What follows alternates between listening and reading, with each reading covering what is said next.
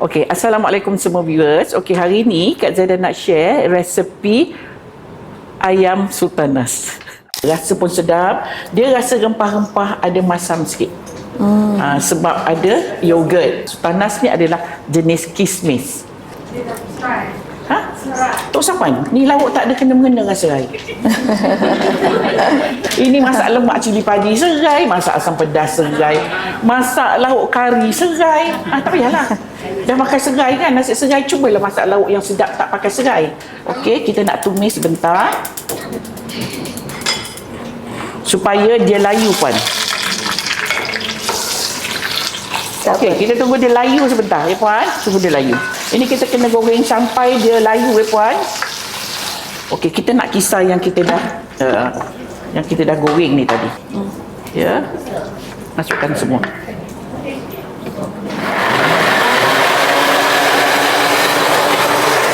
Kita tumis yang 3 sekawan tadi ya. Masukkan 3 sekawan ni. Sampai dia macam naik bau sikit. Okey, kita nak tumis yang ini, yang kita dah kisar ni tadi. 2 kali proses masak ni. Kalau tak sedap tak tahulah. Tadi dah masak, sedap, dah blend, tumis lagi. Ya. Okey. Kita tumis sebentar.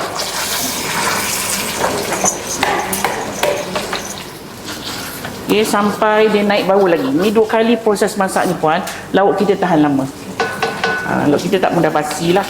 Okey, kita kecilkan api. Bila saya masuk aja rempah, saya kecilkan api puan. Kita tak nak nanti by the time you lambat lah apa, nanti rempahnya akan hangus, terutama cili serbuk ni. Ya? Saya kalau masak saya jaranglah bancuh puan. Saya jarang bancuh dengan air. Cumanya kalau puan tak bancuh dengan air, bila kita tumis, rempah tu dia lagi wangi kalau dia kena dengan minyak. Saya nak masukkan ini ya puan, air lebihan dalam ni. Nak buat macam ni boleh, tak nak pun tak apa. Okey, saya dah masuk air tadi, puan nampak ya, dia dah mula naik bau. Okey, kita nak masukkan ayam.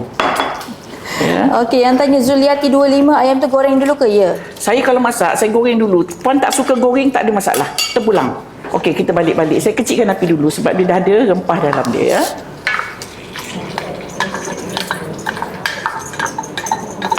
Yogurt ni dia bagi rasa masam, dia pekatkan sedikit kuah kita.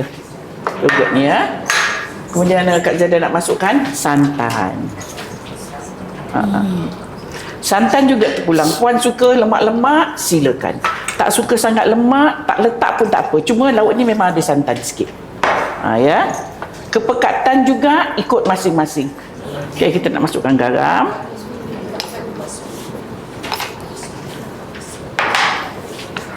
Ni ayam dah masak. Tinggal kita nak tunggu dia mesra je kat dalam kuali, dalam periuk ni. Okey, ni kita kecilkan api. Saya nak buat sebelah sini. Kalau puan tak suka cara macam ni, terpulang, tak ada masalah. Ini dah terus boleh angkat. Ya. Cuma kita nak bagi dia nampak cantik lagi. Kita nak bagi dia bau sedap lagi. Kalau katalah tak suka minyak sapi, ada orang tak makan minyak sapi, tumis dengan lada. Lada pula. Minyak biasa. Ya.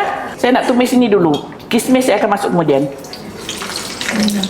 Yang ni apa Kak Zaidah? Lada. Lada hijau saya belah 2. Ni tumis darat ya, nanti kita akan tuang nanti. Puan pun dah tahu. Kita masuk kismis. Ya, ataupun sultanas.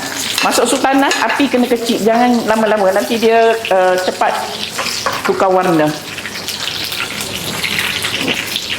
Ini tengah mendidih, sedang mendidih.